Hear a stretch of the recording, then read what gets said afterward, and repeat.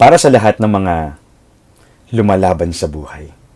Alam mo, bilib ako sa'yo. Kasi kahit hirap na hirap ka na, ipinapakita mo pa rin kaya mo pa. Kasi ayaw mo silang mag-alala. Kasi may pangarap ka. Kasi gusto mong patunayang may ibubuga ka pa.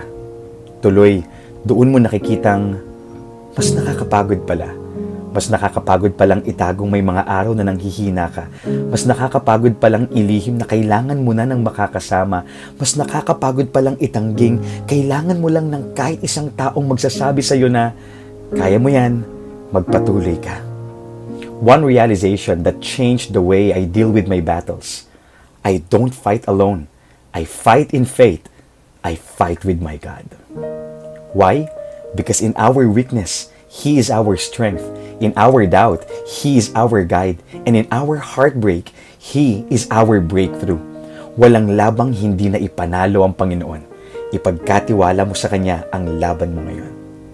God bless.